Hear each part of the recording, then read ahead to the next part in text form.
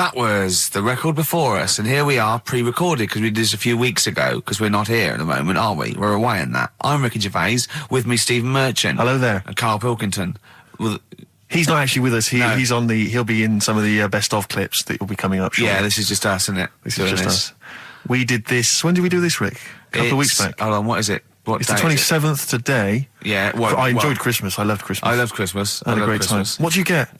Loads of presents. So did I. I'm glad they made it to number one. I'm really glad. Stroke, he, she. Yeah, I'm really glad that the pop idols, Cliff Richard, Westlife, made it to number one. Bo Selector.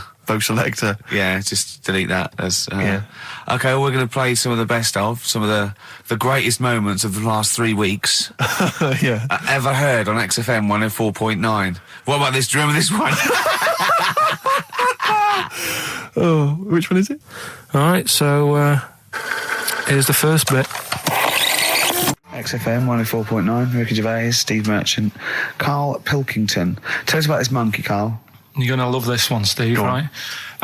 So last week we were talking about how, like, a lad left his family because there was problems at home and that. He went and lived in the wood. He got airy. Right? No. Leave it there, Rick. We haven't got time to go into it. Right, so... That's what happened. And that's what happened. He lived with the monkeys. He went airy. That's what happened. Looked into some other stuff about, like, airy kids and all that.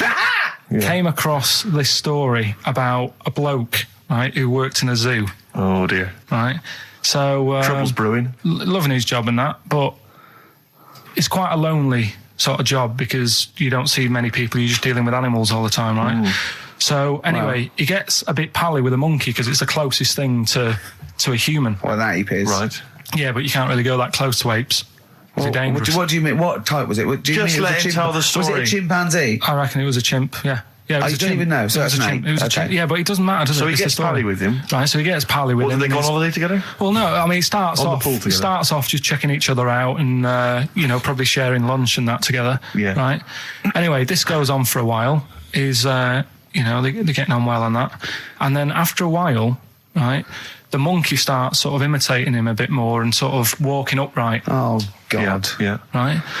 So he thinks, that's a bit weird. Anyway, they get on really better and what have you. So he thinks he could live at home with me, because we're getting on the storm. Yeah. Right? So he takes him home, and before Is this the beginning of Beneath the Planet of the Apes? I think it is. I think you've seen this on video. I'm worried, because he's already imitating him and they're moving in together. I'm thinking it's maybe a bit like Single White Female. Single White Zookeeper. Oh, brilliant. Right, so anyway... So he's moving in, and it's getting used to sort of the normal human life. He's having a cup of tea in the morning. Yeah, PG tips. He finishes the day off with a... Oh, dear. Finishes the day off with what? He doesn't have to move a piano at one point, does he? He finishes the day off with a little brandy? Yeah. He pours himself one. Is he wearing a smoking jacket? Yeah, I'll tell you what, Karl, you're a maniac, mate. No, this is why it attracted me. It's amazing, right? So he's having his brandy and that, loving his life. Next thing you know, he sort of... I don't know if he loses it or he gets shaved, but the top half of his body is hairless. Right, apart from his head. Right, so he's got a nice. So it's the opposite of the kid. Well, no, yeah, this is what I'm saying. That would happen. Right. Well, hang on, but so you don't know if he's shaved or if it's How did it say? Then the hairless. What? I'll bring it in for you, the story, and then you can see if I've gone wrong. Keep going. Anyway, so this is going on, and he's having a great life. Then the zookeeper starts getting a bit annoyed because he's having a better life than the zookeeper. The zookeeper's in the zoo. This is such So the zookeeper's still got to do a day's work. The monkey's at home, he's partying, well, he's got his other point when he says there's no point you coming in to the zoo because the whole reason of you being there was because you're being kept there. Right. And he didn't want to bring the memories back, so he said, you stay at home. So you're talking such... Just let him finish. God, I don't know if I can sit here and listen to this drivel. I'm fascinated. It's nearly over anyway, right? It sounds extraordinary, Karl. So he's walking upright, he's having a tea in the morning, finishing the day off with brandy. Gets a bit out of hand, only tries it on with the zookeeper's wife.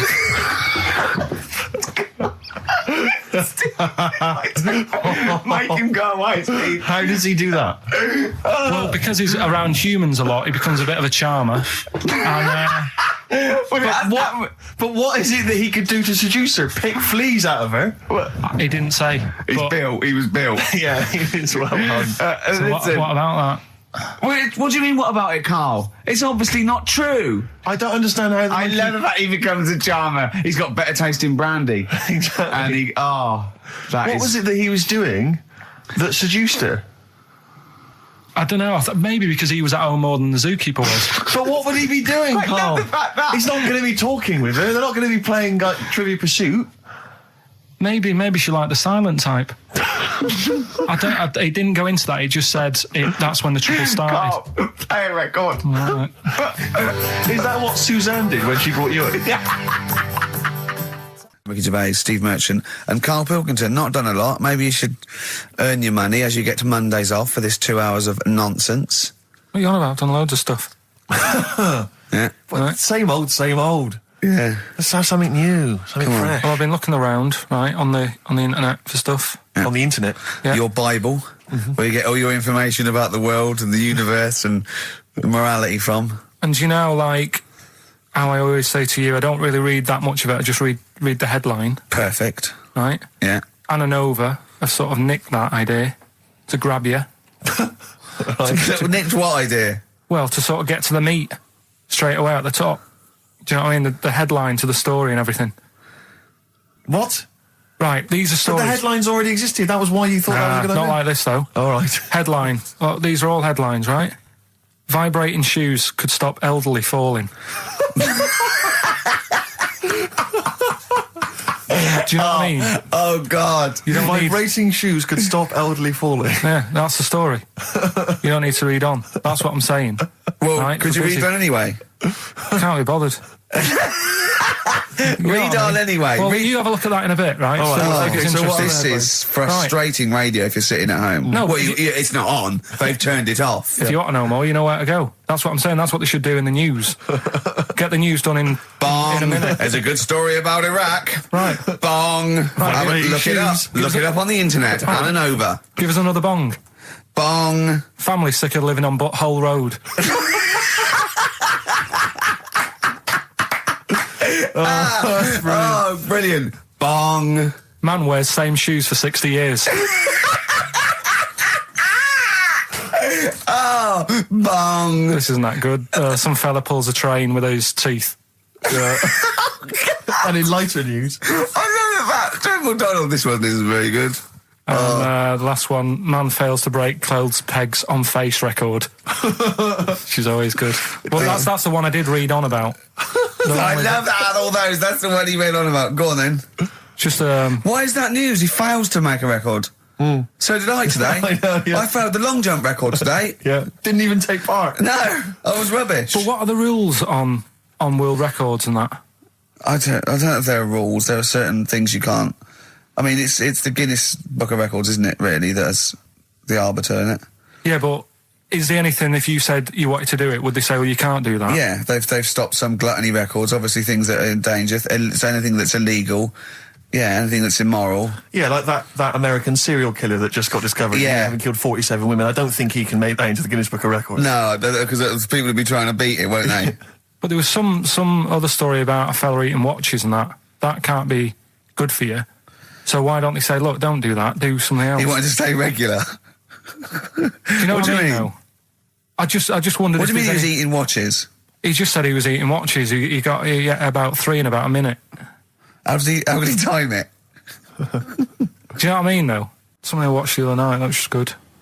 Again, you know, I learn stuff from the telly. I don't watch the news. Yeah, well, you don't learn stuff from the telly. I'll tell you what, though. You told us there's a fat baby in the world. Forget about them. There's a spider eats chickens and there was a fat kid. Forget them in Iceland, right? Yeah. We'll give them Rockbusters later to do, right?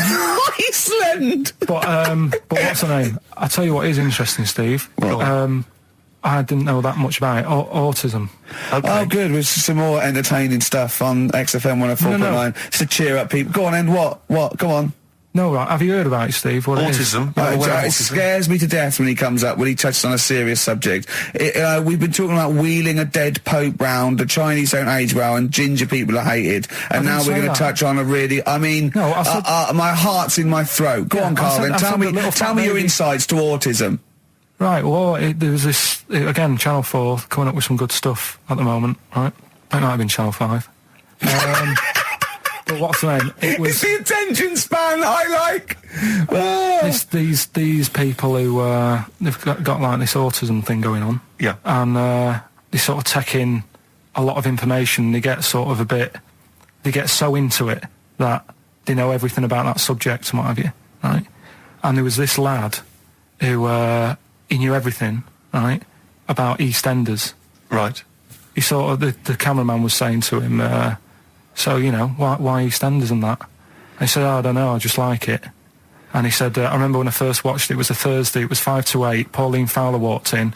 She had a pink jumper on. She said, all right, love. And he remembers everything from that moment on. Yeah. Right, and everything, which is great. But then the way the programme was making out, it was almost like they were saying it's a disability. Right. When in a way, it's more like a superpower. Sure. Like Rain Man. But if you can take It's Rain Man. No, I'm he not. has special autistic powers.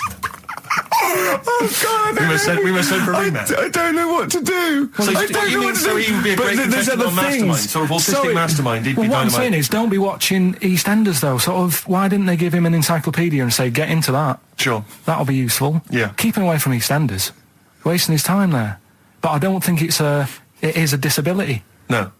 Yeah, well, there are other things, and they're not. It's also autism is a matter of degrees. From what I know, and I'm sorry to have to do this, but I feel that I have to at least be the voice of reason, as ill-educated as I am on the subject. But I think there's degrees of autism. I think some are higher performance than others. There's other issues with it. It's not they're just got good memories. They don't go around doing tricks for people because they can remember stuff. There are other issues with it. Do you know what I mean? Right, well, I mean, they seemed a bit... But you watched the programme. What did you learn? That he knows when Pauline Fowler came in. Yeah, I mean, there was other bits where they couldn't control her emotions and stuff. Oh, that other little bit, yeah. But the main bit of it was he can soak up information and stuff, and I'm just saying it didn't seem really bad. Do you know what I mean? There's disabilities where people say that's a bad disability. It's like how people say about...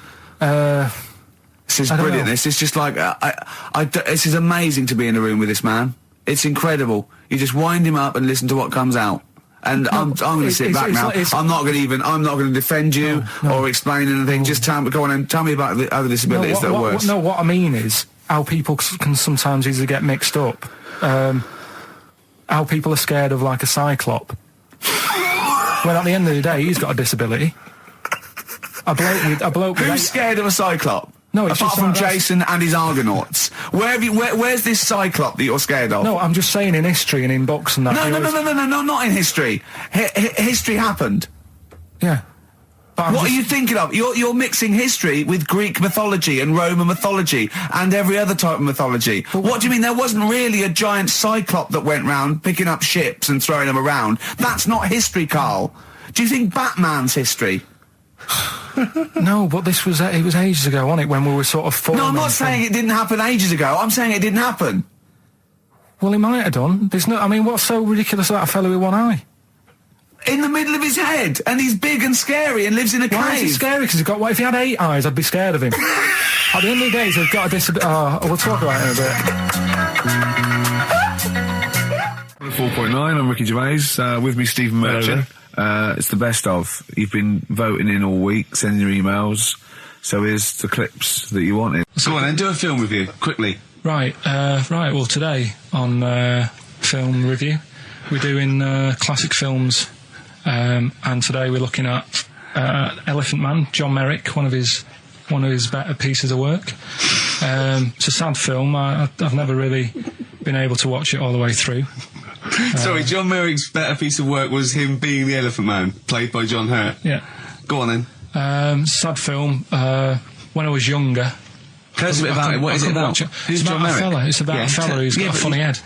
Right, tell us this. And, he lives in... I think he lives in London, in like about the 1930s or something like that. And he's being picked on all the time and stuff. And first time you watch it, you'll probably cry a bit.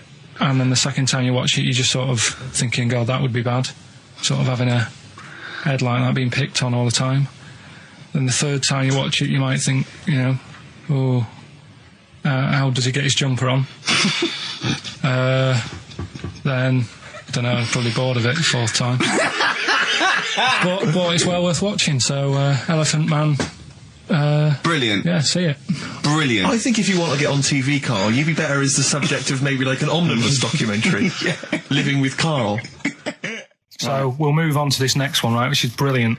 Dead short story. So, right, old woman, about 70 years old.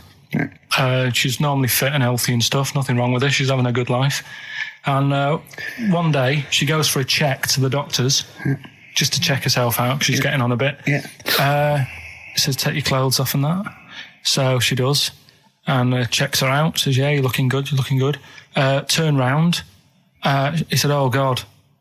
He says, you got a tumour on your buttock. Right? So she goes, oh, what, can you do anything to sort it out? So they go, yeah, we could book you in for an operation. It's best if we remove this. Books are in for an operation. Operation day comes, strip her down and that. They're all stood round, the doctors. Start to operate. It only turns out it's a pork chop that she sat on 5 years earlier, and it had stuck to her buttock. Right, Karl. I can forward you. I'm honest. Right. No, listen. Serious. Right, okay, Karl. I'm telling you now. I'm leaving. I'm never doing this show again. No, I'm serious. Honestly, you're talking. I've never had such. What do you mean? You couldn't believe it? No, when I read it, I said, I've got to tell Ricky this that. This woman had a pork chop stuck to her arse for 5 years, you mental case. Of course she didn't. I had some exciting news this week, Karl. You'll be pleased to find out. I'm worried that you might get a little bit jealous, because it's obviously going to impact on your world quite strongly. Because I know you think you'd like things to be quite samey. You like the status quo to be maintained. You like the fact that in the past, we've had some crosswords. Because I remember, what did you think of me when I first walked in? When I first came in on the first day of XFM? I don't know why you're making a big deal out of it, because I'm just being honest, though. I'm just being honest about a lot of people who see you for the first time sort of go, well, he's a bit weird. I know that, Steve, that you brought it up, and then you're again. But I'm sure that wasn't what he said before. No, did he say before? Well, he was a bit weird. Yeah, well, he looked at you, and I knew. I could see by the look on his face. You know when you know your kid, and your kid's sort of scared of something, and they go, "Why's your kid?" He goes, "Oh, he doesn't like pigeons or spiders." Right. It was like that when I saw Karl, and I brought you in, and I went, "What do you think of that, Karl?" I could see the look on his face that he was disturbed. Sure. And then, as he said, you get used to it, don't you? Yeah, you get used to it. And you have changed a little bit. Your hair's a bit smarter now, and you got some nicer glasses and that, I think. Or I might have just got used to it. Whoa, don't bring it up, Steve. Don't look at me like that. So you say that you think some other people in the office thought the same? Do you know that for sure? Karl. Did you discuss it? Karl. Yeah, I think they do, yeah. Okay, leave it there then. But not just in the office, as you walk through the building. Oh, it's worse than you ever thought. Well, no, it's not worse than I ever thought, because as you well know, Ricky Gervais, what did I do on Thursday morning? Oh, is this the thing... For those that perhaps are not of the female persuasion listening, there's a magazine. Apparently it sells quite well. It's one of the sort of female, kind of issues magazines. I think it's called Company Magazine. It's like your sort of, I guess it's a bit like your Moore or your Vanity Fair or whatever. Anyway, they run every year the 50 most eligible bachelors in Great Britain section. Ding dong, hello. Who's in there this year? In the 50, in the top 50 of the entire country. And then they vote, and they put them in order and see who's the most eligible bachelor. But that's 50 people, right? It always annoys me slightly, because bachelor, it kind of seems like a more sophisticated word for loser. Yeah, doesn't it? Which always sort of unnerves me slightly. And also they try and do a different 50 every year, so they're getting pretty desperate to get different ones. No, because also a lot of people who are sort of like successful, are married, so there's very little to... No. There's a huge... I don't know if this is international. It could even be international. I'm not sure, actually. So I could be up there with the likes of Justin Timberlake, etc. So Fred Durst... Yeah, that sort of person, So anyway, this is what's exciting, right? Although I'm slightly frustrated, because they were telling me that last year... All right, because what happens is the readers of the magazine, they vote for who they think is number one most eligible bachelor, right? Last year, the prize was a 2-week trip in the Bahamas. Okay, this year I'm rather annoyed, because all I'm going to win is a moped. That's the prize this year. That's the prize this year, a moped. Whoa, backtrack. What? Sorry. Last year was a 2-week trip to Bahamas, and this year just a moped. All I'm going to get is a moped. All you're going to win is a moped. Yeah, you got no chance.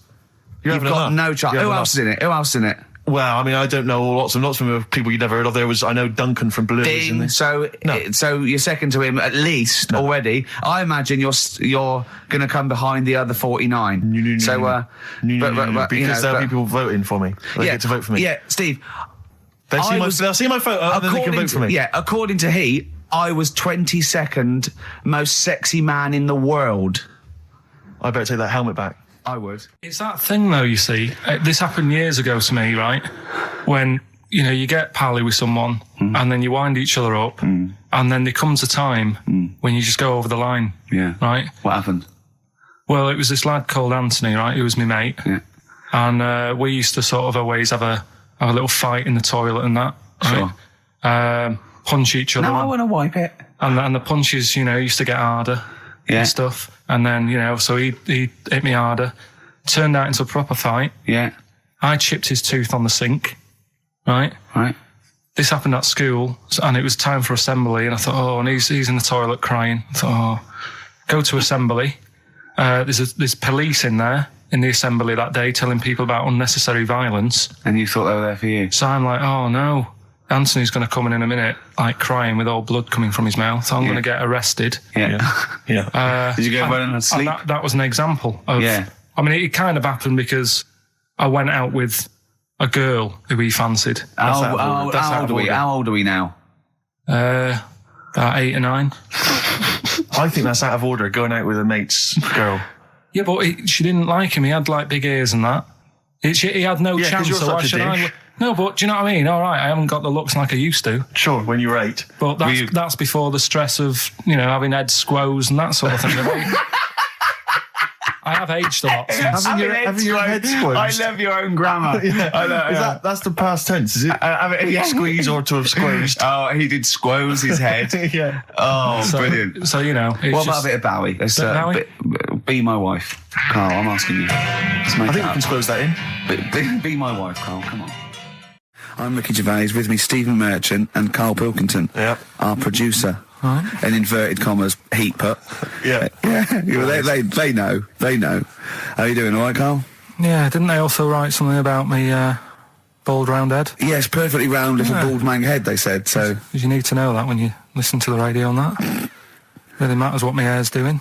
Your hair, have you given it a little polish? Because you look like a cue ball at the moment, and you've had a shave in it. I've never seen such a round head. It actually looks like a plate with ears. Yeah, well, for those that have never seen Karl, I actually, if you remember, I think he looks a little bit like Mr. Spoon from Button Moon. He does. If you've never seen that show, and also he looks like, when they say they find with a little 4-foot human, and it's actually 500,000 years old, and they give it a name, and it's the first, Australopithecus into. He looks like one of them as well. Perfectly round little. He is the missing link. He looks half human, half monkey. Because he's got a slight slouch as well. So yeah, it's like those pictures where you see it going from an ape to a man. He's one of those in the middle. Yeah, and of course his monkey hands, his hairy little wrist to those skinny little things that you can get oranges out of holes with, and it's unbelievable. Why are you so all shaved and polished and everything? Got a wedding. What? Got to go to a wedding today, so thought I'd clean myself up a bit. Yeah. Shouldn't you be wearing a suit or something? No, I'll go home and put something on. Oh, okay. But Suzanne said, make an effort. I sort of had a shave and that, and then I came out of the bathroom. She said, "Oh, your head looks a bit sort of eggish." She's right. She always worries about when I have a shave, because I just, That's your girlfriend, Karl. I know. Saying that. Just think. So don't worry about Heat saying it. The funny thing is, it's Boyd Hilton, I think, of Heat that wrote it. And he's got a little bald head. Yeah, no, don't slag him off. Yeah, but on the end of his review, does it say, written by Baldy Boyd? No, because it doesn't matter, it's a magazine. Don't worry about it. Looking forward to the wedding? A bit boring, isn't it? But you've got to do it. They're probably listening. Should we do a shot? No, it'll be a great day for them, but I know what will happen. Suzanne will see, all the fuss and that, and then she'll get ideas, and I'll have to let her down and all that. Why is it you don't want to get married again? I always forget. It's just... Who's it for at the end of the day? I've been with Suzanne for 11 years, right? Sure. We're happy. Well, I am. Yeah, that's what counts. You're never happy. I am. I'm all right. Yeah, no, I know you're happy with Suzanne and everything, but apart from that, you're never happy. You are the most grumpy, moany thing in the world. I mean, I get annoyed, but I'm always happy. I was annoyed here. I was happy coming here, but there was a bloke behind me walking and scuffing his feet. He had a pair of those stupid skulls on, and he was clicking and scuffing. Wear some shoes. You don't have to click. Pick your feet up. Flip-flops annoy me. You know? But I'm happy. I'm just annoyed. You are just like, oh, the world's on me. It's rubbish, this. I know the world's great. It's just sometimes people annoy me by being there. You know? But Steve said I should be locked in one of those towers that princesses used to be locked in fairy tales, because everything annoys me. But you're grumpy. I'm not. I'm all right. XFM 104.9. We're not here. This next clip is one of my favourite clips. Look, it needs no introduction. Here it is. Finally, White Van Man, what do you make of the fact that Sainsbury's are bringing in square tins? Is that a concern for you? Is that true? Apparently so. Why? Don't know. Like it's easy to stack. This is what the guy in the Sun has said. That should be interesting. That should be his comment on Sainsbury's are bringing in square tins. Is that should be interesting for meatballs.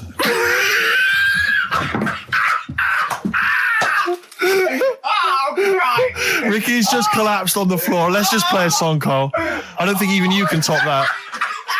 Cooper Temple Claws. Who needs enemies? Good question, lads. Nobody. This is XFM 104.9. I'm Ricky Gervais. Oh, they should print a little book of those. They're great. Oh, how you can relate any song or artist to anything else. Easy. Joyful. Easy. Well, yeah, so me and Karl went out for a beer, and it was great, wasn't it? Yeah, we started off, good. and you met my mate Robin, didn't you? Yeah. And some of the stories. Do you want to tell Steve some things about Robin that you learned? Do you know him well? Yes. Well, do you know about his worm problem as a kid?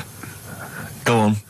Right. He, what I can remember is he had worms as a kid. Not sure how you get him. He never answered me. He was getting a bit touchy about it. Right. This is like the second time I met him.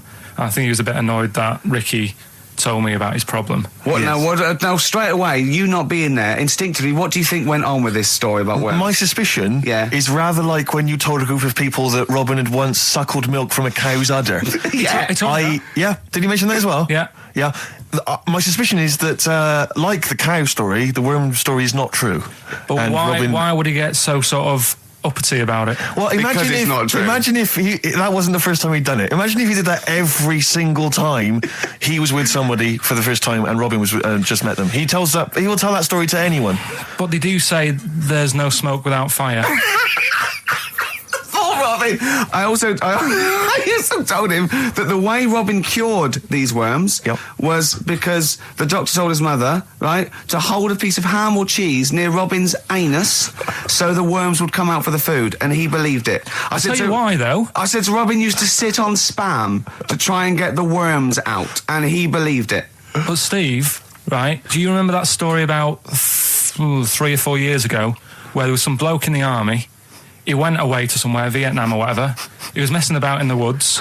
Messing about in the woods? Shouldn't he have been fighting? Whatever. Yeah. Right, and he walked through some lake, and I think he'd cut his toe or something on something, and some worm of some sort crawled in the gash. Yeah. And it was in his body, and the doctor said, we've got to get this out of your body.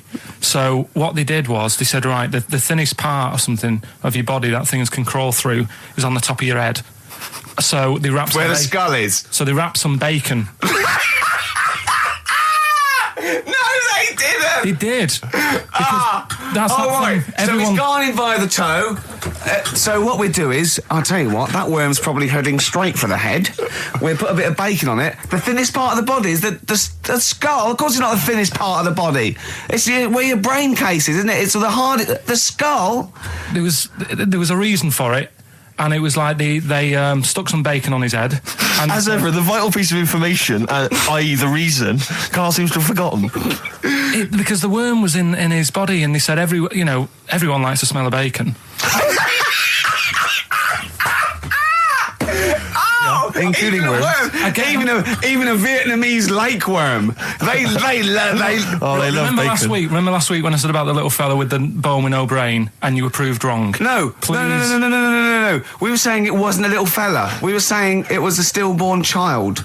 It wasn't a little fella. You're changing it now. You weren't having any of it last week. Right, hang on a minute. I'm getting confused. There was a Vietnamese snake that went inside of a soldier. A little, like, maggot or some sort that you have to get out of your body because it causes problems. Yes, and so in order to get it out of the body, they strapped bacon to his head. Yeah. That is great. This doctor. And did that work? I think so. They had a picture of him smiling. Oh, God, what, the worm or the bloke? The bloke. Oh, dear. Honestly, I hope someone knows the story. Right. It was about 3 years ago, I reckon. Okay. And, yeah, it did work. G.I. Bacon. So this is why the worm burrowed out of his head to get the bacon? Get to the bacon. Right.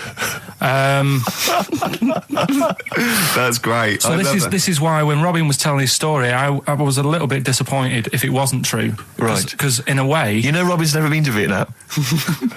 No, but what do you really think that Robin? Well, as Robin said at the time, Karl, why would I sit on ham then tell Ricky Gervais? It's a very good point. Because if he was a kid, you do daft things like that as a kid. Right. He is telling Ricky Gervais though. Yeah. And then, bless him. Okay. And then anyway, Robin left, and I tried to chase him, but he got away. He knows that and then we had a few pints, and then Karl embarked on some of the greatest stories ever told. Can you tell the story about your dad? Let me run it by. I haven't spoke to him all week, so let me run it by him. Okay, play records. Because what we got? We've got one of Steve's. Yeah, well, bizarrely enough, this comes from the Teachers 2 soundtrack, the soundtrack to the current TV series. There's a slight whiff of nepotism in the air. Yeah. Rick, would you like to explain why? Well, that's why you're doing it. My girlfriend worked on it, but you were going to play this anyway, weren't you? Well, I was actually. Bizarrely enough, I was going to play some I Am Clute, and this is from, as I say, the Teachers soundtrack. This is called To You. It's a good track. That's I Am Clute, and a track called To You from the Teachers soundtrack. That's also got I noticed the Electric Soft Parade, The Hives, Star Sailor, Feeder, Turin Breaks, Mercury Rev on there. It's a good little collection. Lovely. Karl has just had confirmation. He's looking smug because someone phoned up and went, it is true, it's a Laogai chi worm and you wrap bacon around your head. That's all the bloke knew as well. Yeah. And his name was Gary. Yeah. So I'm not having it. No. And he said, see, that's why the Robin thing isn't so weird. He said, but when you said he tried it with cheese, he said I was having none of it. He's got standards. Strokes, hard to explain. Like Karl, really? Yes. So, Karl, concentrate. Yeah, go on. So, we'll leave the worm with the bacon wrapped around the head, shall we? Well, if you're ever caught in the jungle... Yeah, always carry some... Bit of Danish. Good advice. Lovely. Eminem, Sing for the Moment, on XFM, 104.9, I'm Ricky Gervais. With me, Steve Merchant, with 5 little hamburgers. Got 5 burgers here, yep. And so I don't know, how should we begin, Karl? Do you want to just look at the size of these burgers? Look, they can see it on webcam, can't they? They can see us stuffing these burgers into your mouth. I'm filming this, Steve. Look, brilliant. Look, I've got a little camcorder. Yeah. We'll put this on unseen footage on a DVD or something. Or maybe on the website. On the Oh, Karl, what if you break the record? Okay, Karl, I'm coming round now to just monitor this and adjudicate. What's the web? If people want to see this on the webcam, what is it? xfm.co.uk. Right, okay. Hold on. Can I, Steve, I'm not being funny, right, but I think I have got, like, a bit of a wheat thing. You've got a bit of a what? A wheat allergy thing. Don't give me that! No, seriously, my head's... I've been eating a lot of shredded wheat recently, and my head's got a bit bigger. Karl, I don't think you can let us down now, mate. So you just got to put that... I can't put that, like that, in my mouth on its... I've got to break it up. I've got to break it up. You can't break it up. You can't break it up. It doesn't say you can't on the rule thing. It does. It doesn't. I can't look. I physically can't. Try it. I can't look. I'd have to be Jay Goody to be able to do that. Seriously, look. Try it. Yeah, I know, but you're not approaching it right. That's it. Come on. That's all. Keep going. God, he's not going to do one. Keep going. That's good work. Keep going. How do I get free? Keep pushing. Ease it in. Keep pushing. Get one in at least. Ease it. Get one in at least. Get one in. Ease it in. Get one in. Push it. That's one. Let's go for another one. I reckon you've got to rip it up a bit. Okay, do that then. See how many you get in. You've got to get in 2. No, just one. No. Well, it's don't rip it up and pack it in. What do you do? Pack your swear. cheeks first. Honestly, Steve, my head is swelling a bit because I have got a wheat allergy. That'd be good then, there'd be more room. Right, okay, look, Karl is now just sticking it in his cheek. Right. Yeah. Don't eat any. You can't swallow any. It's like a hamster, you've got to work it like a hamster. Yeah, stick it in. Come on. He looks like Marlon Brando in The Godfather. Come on. Don't lose any yet. Right. Pack it in, then use your fingers to pack it in. Come on. Wedge it in. Like you're grating the bath. I can't do this either. Keep going. Keep going, don't give up so early. This is part of the problem. You just give up, Karl, too quickly. You failed again. It's like your history O level. Come on, Karl. Come on. Do something well. Succeed at something. Push it in. You've got nearly a half a burger there. Oh, I'll come round there. You're chewing. Don't chew. I've got a bit of food. I don't know what he said, but... Is that a whole one? No, it's not. I can see bits left. Come on, Karl. Come on, keep working at it. Keep working at it. Look, there's so much space in your mouth, I can see it. He's going red. Okay, we'll do another one. We'll do another one. That one then. We're doing a... Oh, are you alright? Are you going to be sick? Are you alright? Alright. Oh God, should we play a record? He's making my eyes water now. I'll find a different one for you. Find a different one for you. Most grapes eaten in 3 minutes. I'll go. Do you want to do that? Grapes are easy, aren't they? That's easy. Great. Come on, grapes are easy.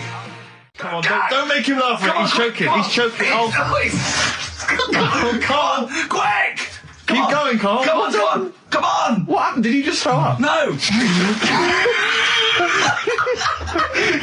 him laugh! Oh, come on! We can make wine. Come on, Karl. You're doing so well, Karl. mate. I want to go. Come on. Only. Why are you making him laugh? That was a world record attempt. Come on. He's over. Keep going. Come on. You got 25 seconds. Come on. Oh, I think that was a shame actually because you were doing well, but something went wrong. I know, and I think those are bigger grapes than the ones I've seen before. They're quite big grapes. Look at his face. He looks so despondent. Come on, Karl. 8 seconds. Just a few more. 5. Come on. What's the matter? 2, 1. It's all over, Karl. It's all over. Better count how many you did. You can get good at this. We can get good at this over the weeks. I think that was a fairly pitiful attempt, actually. I really thought you had a... It's interesting, actually. These are harder records than you might think. Yeah, I know. 6, 8, 10. How do you feel after that record-breaking attempt? Not happy with that. What are you not happy about? The fella who did it, was he in hospital and just had loads of grapes? I was bored. I'm sure he wasn't producing a radio programme, that's for sure. Well, to be fair, neither are you. What was tricky about it? What did you find hard? I think having Ricky standing over me, sort of shouting, "Go on!" isn't normal. No. But that wasn't... He hasn't eaten any! Hold on, that's 50 left. That's quite a poor attempt then, by the seam of it. Would you think about trying to maybe do that again in a couple of weeks? Would you do some practice and try that again? No, leave it for the experts. And I noticed a tricky point. Maybe sort of when you had about 50 seconds to go, you seemed to be spewing things into the bin. What was that? Again, mainly Ricky standing over me. 88. He's got 88 left. Okay, so what's the mental arithmetic there? Because we put how many in? It was 150 in the thing, wasn't it? What did I say? What did I say I had left? Well, I'm not doing it again. 88. So you had 88 left. So 62. God, you're only at 62. What's the matter with you, Karl? There's people start you at 62. That is rubbish. That's disappointment. Let's leave so that. you failed on 2 world record attempts there. 62, and the record's that is rubbish. What were you doing? Oh yeah, but like I said, I've got a small throat. I can't drink a drink quick. Ever since the Mr. Freeze Pops when I was 6, that I nearly choked on, I nearly died on, I can't go back. It'd be like asking, I don't know, someone who got run over to play Frogger or something. What's Frogger? This is the Best Of Show on XFM 104.9. I'm Ricky Gervais, with me, Stephen Merchant. Yes. I hope you're enjoying the Best Of. I'll tell you something I do know. Go on. Right? But I can't really get a question out of it. Go on, just tell us. There's a shadow somewhere. It's already good, isn't it? I'm loving it already. No, right. There's a shadow. I think it was in America. Yeah. And it's on a quiet road. I'm guessing somewhere like Boston. That's what I imagine. Okay. Right? No. Somewhere like Boston. And people at night used to see this shadow moving about. And they'd go, what's that? Right? And it got known, the town, the little local town got known for this shadow, but it didn't cause any problems. What are you talking about? Well, it was like, you lost me. What are you talking about? Do you know, like, some places get famous, like Scotland's got the Loch Ness Monster and that, but it doesn't cause any. Yeah. But it doesn't cause any problems. It doesn't exist. Go on. Right. So there's this shadow walking about on the road. And, What do you mean? No, what's he again? Rubbish. Right. So it's walking Nonsense. about. Where did you read this? Where did you It's see walking this? about. This was on the internet, and I'm sure. Sorry. Sorry. Right. I thought it was shite. I didn't know it was on the internet. Right. So this shadow is moving about, and Independently of an object. yeah, and the local mayor and that is like, yeah, it's a bit weird, but it's not harming anyone. The mayor involved. Was he elected to that post? Hey, Mayor, we got a problem down here. Seems like a shadow. Well, it's not causing any. No, it's just causing any problems. Yeah, go on. But that's the thing. It was left for years, and then it did start causing problems. I see, that's it. If you leave these shadows to go unchecked, Rick, they go crazy. Yeah. You let them run amok in the city. Yeah. You've got to stand What did it do? on What did it roaming do? shadows. What did the shadow do? It was pushing people off the bikes. It was what? It was pushing people off the bikes. Oh, I'll find out more for that next week. Right, that'll tease oh, them. you're a maniac. We'll do more on that. We haven't had time for educating. Please never have children. Right, listen. You are Just promise me now you'll never have kids.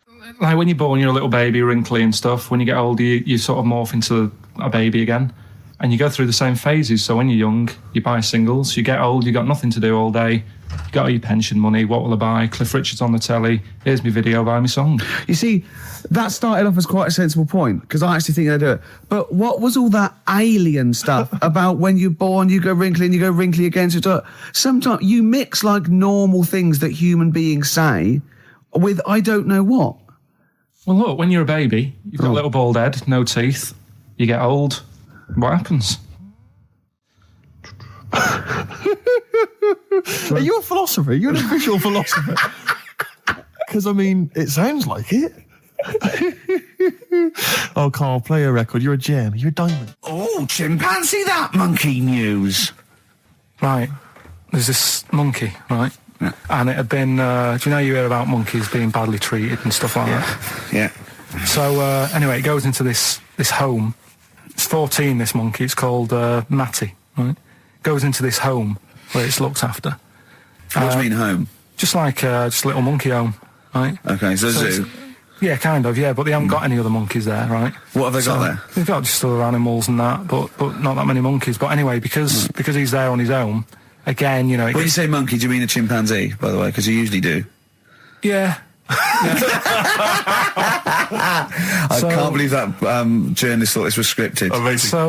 So anyway, yeah. So it gets sort of pally with the people working there and that, and it's smoking fags, it's having a drink at night and all this, right? What do you mean it's having a drink at night? How? It's all here, Steve. I mean, we haven't really got time, but Well, you can don't look at say it. it's all here like it's proof. You've got another stupid story that someone has put onto the internet. Someone sitting at home in their bedroom has put onto the internet. So it's having a fag, it's drinking a lovely glass of Bang Rock Station. Yeah, the wine that's perfect for a barbecue. Yeah. Anyway, it's loving life. It's forgetting about its past and everything, right? When this other monkey comes along, Oh, no. Trouble's brewing. Go on. right? That comes in. Something said. Right, forget it then. Forget it. Yeah, but it's all the time. It's not just, I mean, you haven't done that with me, taking your clothes off and that yet. But, like, last night we were sat in the pub and I was saying, right, you know, let's not even worry about new features then. Let's get the current ones, you know, going. Like getting what? Good. Like, the one I was trying to work out, the cheeky freak of the week. Think of that! Yeah, but Think of that, though, as a normal conversation. Yeah, I'd looked online, right? I didn't find that much. I found... actually, I'll tell you what I found later. Brilliant. We're looking for them, right? And then at one point, I think you said to me, go and, what about the Guinness Book of Records? Yeah, they'll have, like, the best freak in the world or whatever. Yeah, ever. So I said, yeah, bring one in. Now, you've got one at home. Yeah, I've got a couple. But you couldn't be bothered carrying that in today, so I had to go out of the pub that I was at. Yeah. Nip into Borders. Yeah. Buy a Guinness Book of Records. Yeah. Out of my own money, $18.99. Yeah. Bring it back, and then you said, I don't know if I want to do this feature. So it cost me 20 quid for that. I had to buy a video for Silence of the Lambs film clip. I'm actually out of pocket at the end of this. But do you want to work with me is the thing. If you want to work with... people would pay that sort of money to work with me, Karl. You're a lucky bloke. Think how many people think, Karl, he gets to drink and sit. Yeah. You making a cup of tea and I surprised, didn't I? Little surprises. Steve, last night, when I left the pub in a bit of a mood because I just fed up with not getting anything done. Yeah. Walking down the road, I was thinking, how can I get out of this? How can I stop having to work with them? And thinking, I wonder if I leave, I wonder if they'll be funny and they'll go, and then my boss will be giving me stick. And thinking, how much notice have I got to give out? And all this is going through my mind. I'm walking home and I got in, said to Suzanne, I'm sick of it. She's going, you need to do it when I get a new kitchen. And I was like, yeah, but how big does the kitchen need to be? I was saying, do we need a big kitchen? Can we get a small one? Have we got enough for a small kitchen? Do we need so many cupboards? Can we just have wood instead of steel? All this, trying to get out of doing this. Yeah. It's always I always feel like, because I like to think that I'm not perhaps as bad as him. Yeah, no. You annoy me in different ways. Like what? How does he annoy you? Well, stuff that, I come up with ideas, say Cheap as Chimps. Yeah. Rockbusters springs to mind. Yeah. 15 Taiwan. 15 Taiwan. Let's just remind people what 15 Taiwan was. It was a little feature that I wanted to give a run, give it a little run, see if people like it. The premise being? No, there's no premise, it's just a title. No, we were going to get 15 sort of ornaments, you'd explain them, and then people would call up and say, that one's from Taiwan. See, Karl, you just explained why I didn't think that was a good idea. Yeah, by explaining the good... No, the funny thing is, Steve, right, I was walking down Regent Street on Monday, walked past one of these big stores, right, and they've got all famous quotes on the windows, right, and one of them was something like, an absurd idea is often a great idea. Yeah. Do you know who said that? Go on. Einstein. Yes. Which made me wonder, if you were his mate, would he ever have done E equals MC squared? Or would you have said, don't bother with that, it's not going to work? Because that's all you seem to do. Everything I come up with, you put down. Yeah. Well, that's one thing. He's negative, right? I don't know why. I don't know why he is. What else? He messes me about. I get him concert tickets for stuff, and you say, I didn't bother going. Yeah. That is annoying. You come in, 5 minutes to go with tracks that need editing. Yeah. The little bag, that bag that was free. Yeah, you got a free bag today, an XFM little rucksack thing. Yeah. You were like, what's this? What's this rubbish? Yeah. Ricky said, I'll have it. They're great. He said, no, I want it. Yeah. Well, it was free. I need it. Yeah. I'll give that as a gift or something.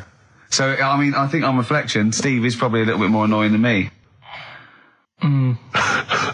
I won't go that far. You are annoying. If I had to go away for a week somewhere, if it was a quiet place... Well, you are again, aren't you? That's 2 holidays you had this year, I mean. If it was a busy place, I'd probably go with you, because people, do you know what I mean, staring at me all the time and that if I'm walking around with Steve. No, I'm just... Can I draw up a list of reasons I don't like you, Karl? Just being honest. What? I'll tell you, because the list of reasons I don't like you is incredibly long and getting longer. Just saying. Do you want another slap? Look at his face. It was really light, right? We've had the parrot, right? These are things that I found. Found the parrot, right? I've told you about the dog in the car wash. Right, you didn't tell me about that. You said there's a car wash for a dog. That's all you told me. Yeah, but the parrot, you said there's a parrot. What? It's a problem at funerals. Yeah. That's nothing. Do you understand? And they used to eat cats. What else have we got? There's an elephant in India with sore feet. Why? There's an elephant in India with sore feet. No, I'm interested. Why? Tap dancing. Why? See, I didn't really He's trying to break Roy Castle's record. He's still going. Go on. What is it? Think. It's an elephant, and it was really old. It was about 76, Right. And it had sore feet because it's old and they don't make stair lifts that big, do they? Roads are bad and that. Yeah, go on. They said, what are we going to do? And the town was like, oh, you know, we're used to seeing it around. It's part of the thing, you know, we don't want it to have sore feet. Yeah. So they got some slippers made for it.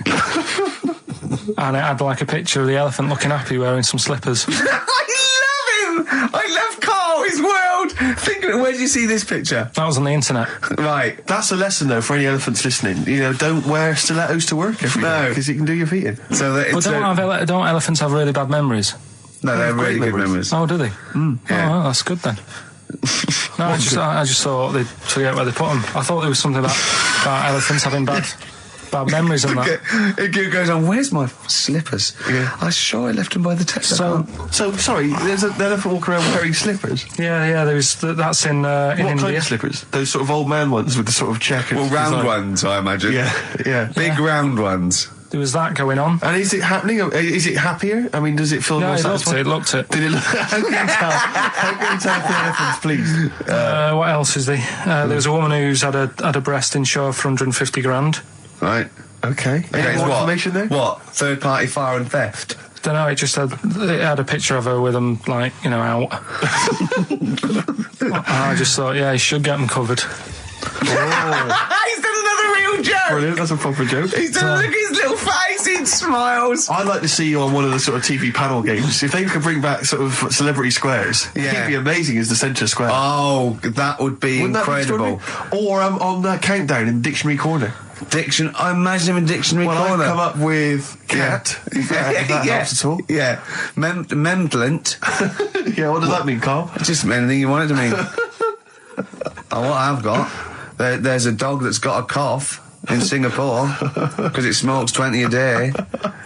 Right, okay, another one. No, it's the last one in it, so we'll save it. The last one we've got is That was the record before us, and here we are, pre-recorded, because we did this a few weeks ago, because we're not here at the moment, are we? We're away in that. I'm Ricky Gervais, with me Stephen Merchant. Hello there. And Karl Pilkington.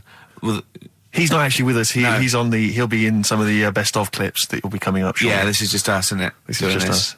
We did this. When did we do this, Rick? A couple of weeks back. Hold on, what is it? It's the 27th today. Yeah. I enjoyed Christmas. I loved Christmas. I loved Christmas. I had a great time. What did you get? Loads of presents. So did I. I'm glad they made it to number one. I'm really glad. Stroke, he, she. Yeah, I'm really glad that the pop idols, Cliff Richard, Westlife, made it to number one. Bo Selector.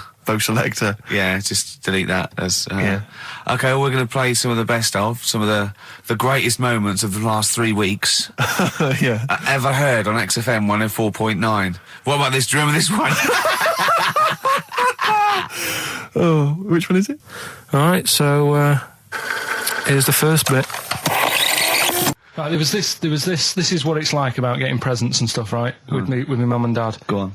My mate Colin, right?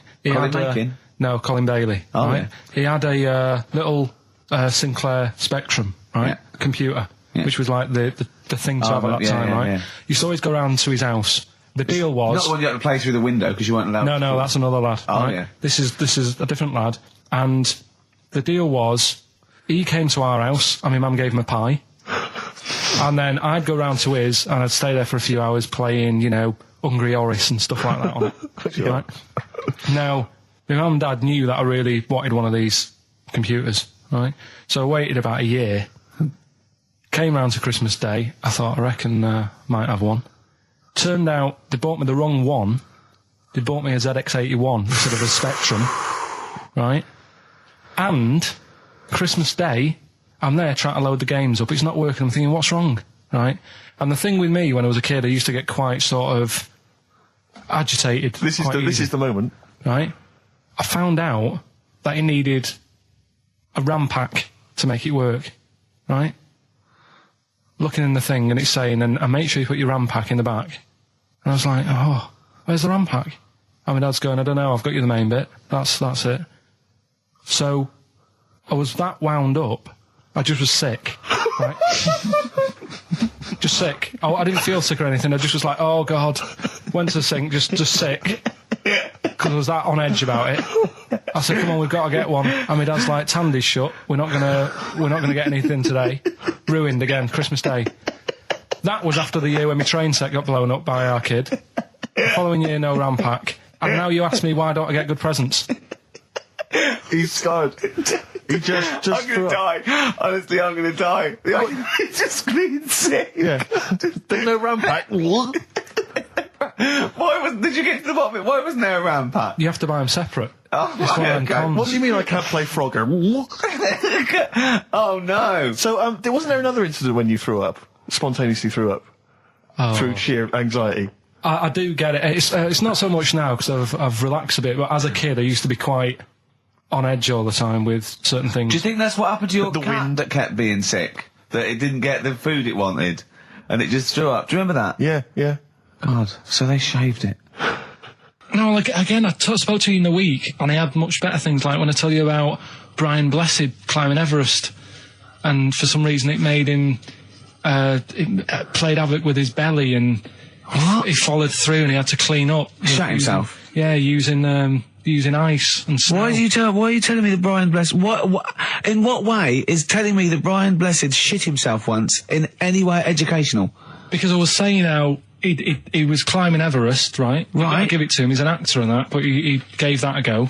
Yeah. Right? He played... What's the point of that, you'd say, wouldn't you? You'd say, God, he's you know...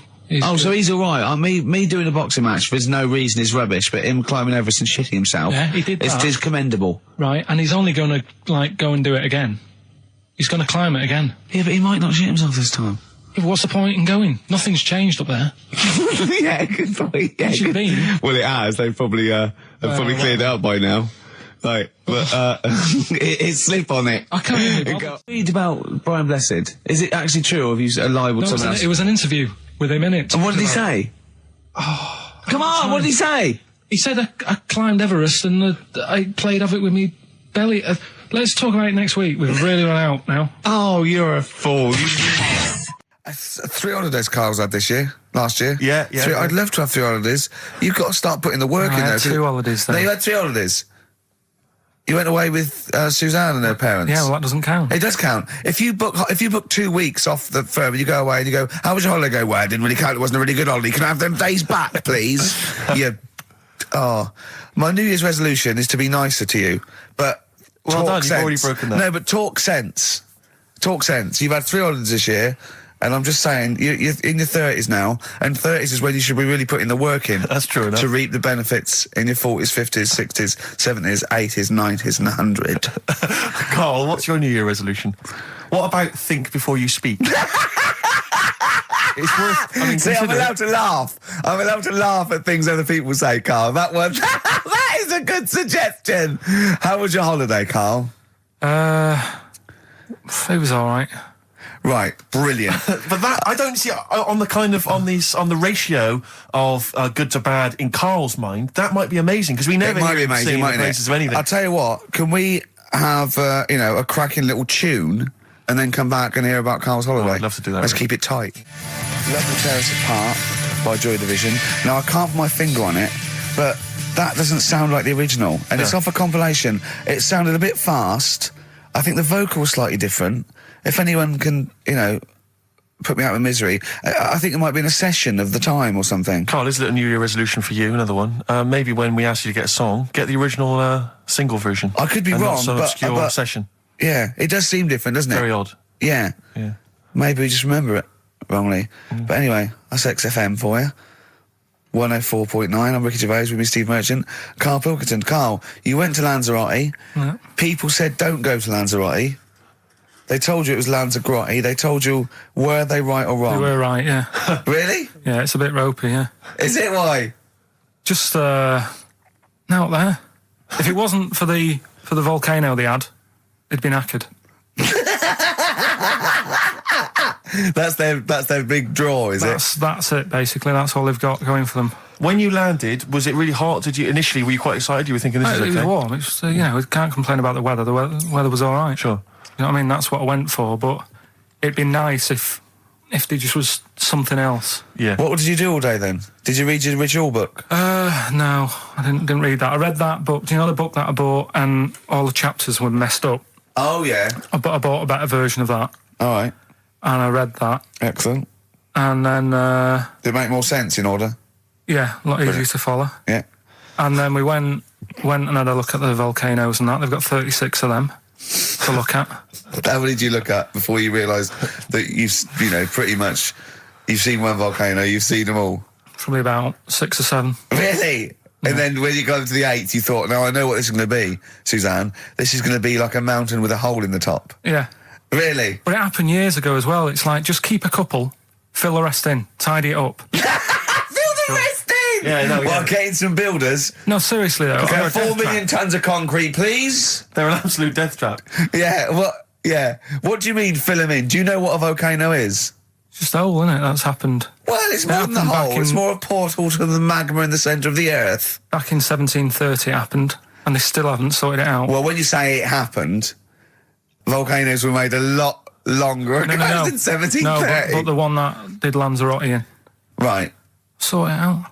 What would you suggest? Well, How tidy can it they up. fill it in? It's joined. It's all joined. No, but what I'm And saying is, the big plates of the Earth are all joined. It All was the a disaster, magma's wasn't it? joined. With the trade centre thing, that happened. They cleaned it up, sorted it out, they've moved on. That's what I'm saying. Whereas Lanzarote have just gone, leave it. It happened back in 1730. You misunderstand me. How, in the name of God, can you fill in a volcano? You ignorant twit. No, but it's not just the holes. They've actually left the lava everywhere. That's what I mean. It's not just the big holes. There's lava everywhere. But it's molten rock. They can't just pick it up like they're like a carpet. Put it in the holes. The holes are there ready. Just push it all in. That's what I'm saying. Do you know what a fable is? I've got a rough idea.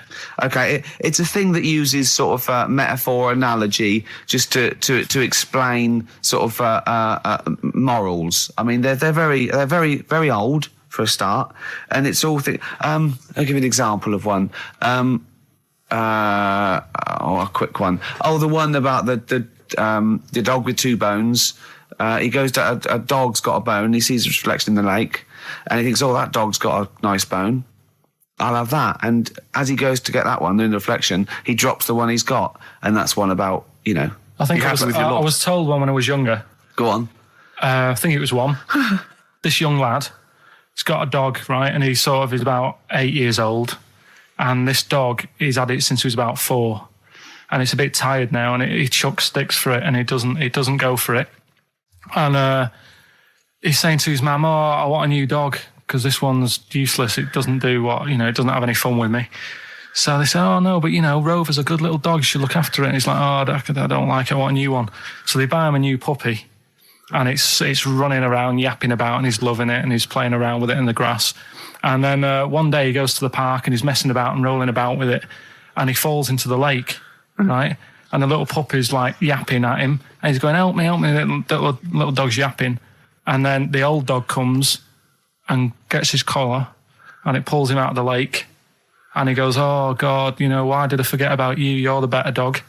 And he loved that one again rather than the puppy. I got a feeling that was Lassie. Well, yeah, that was an episode of Lassie. What's the moral? What's the moral there, Karl? What's that telling? What's that explaining through analogy? Sort of, don't forget the old. Look after old people.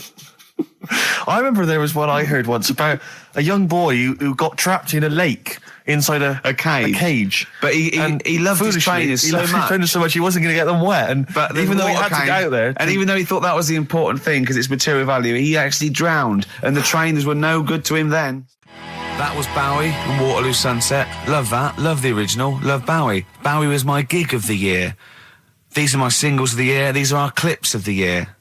I'm Ricky Gervais, with me Stephen Merchant. We're just picking some lovely little bits and pieces. Do you remember when we talked about this?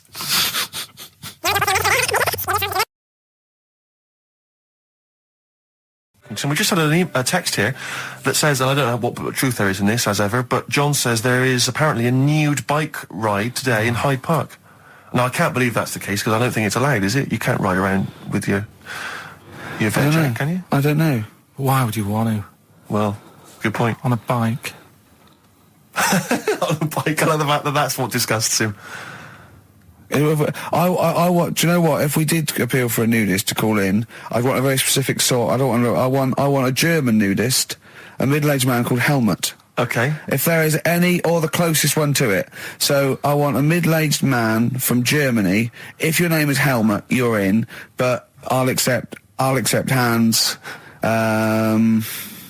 Karl would be good, wouldn't it? All right. Yeah. I think I'm wondering if the age might. Maybe we could we broaden out Okay, just bit? a German nudist bloke. Right. Can he at least be fat? Can I find a fat German fella? If your name's Helmut, we're going to give you a big prize. Yeah. But, any fat German fella who likes to get his sausage out. Sure. Okay? It's sauerkraut. Yeah. What's the phone number? 0871 222 1049. It'd be good just to get an email or a text with a contact on it, and then I can just call them up in the week. Sure. And 83936 is the text number. I don't know what our audience demographic pans out like, Rick, but I'm suspecting that's probably a fairly small fraction of our listenership. I know, but there must be someone out there. If you know a fat German who likes to get his tackle out, phones are going. Straight away. Just answer it, Karl. Just answer it. Just potluck. it could be anything. Well, just see what it is. To be fair, it could be a nutter. But just say hello. Just tell your turn. It's not straight away. He'll stay there, won't he? He'll stay there. Well, answer it.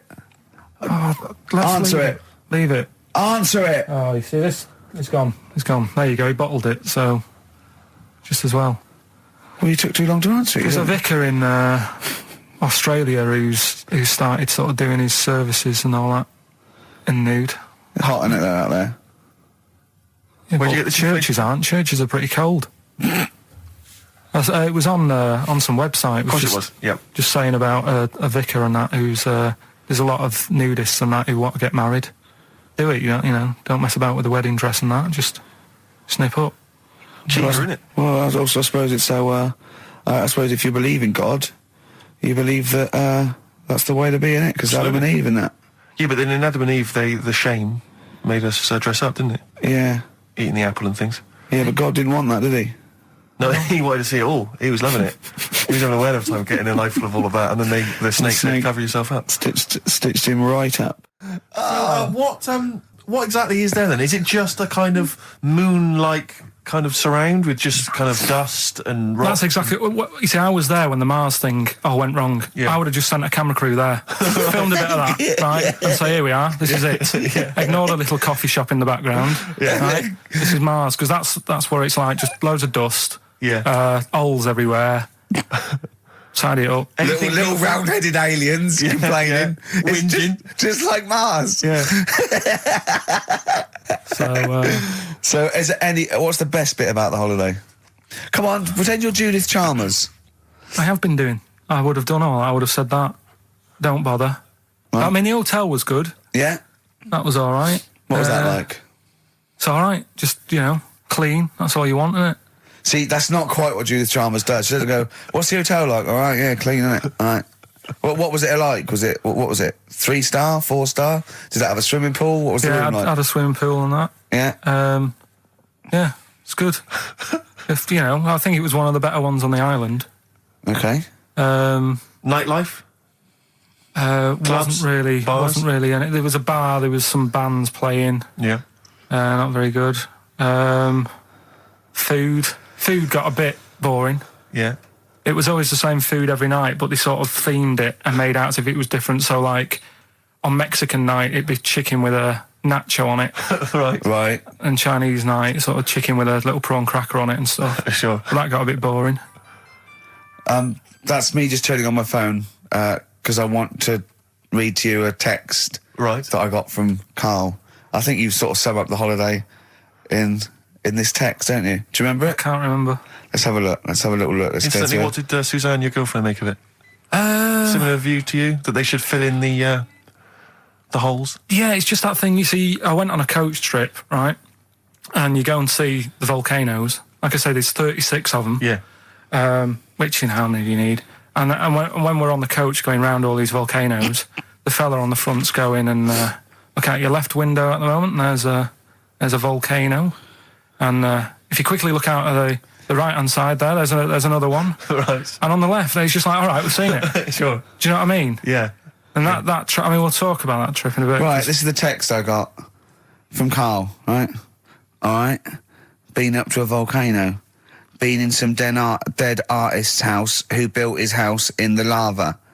They said they would show me science with volcanoes, but all they did was chuck some water in a hole and it shot up in the air. No dwarves in the canteen, no scousers here, but there is a Swede woman with a big head. She looks effing gormless with a cap on. All right? So a little reference there to... A Swede woman?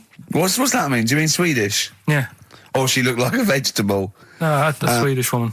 But they've all got sort of quite big bill, aren't they? And I sent him a text. Oh, well, it's just good to be on holiday because, you know, I'm working. He sent back, so am I. Just been watching Sky News. There is a school for monkeys who want to get a band together. Is that monkey news for later?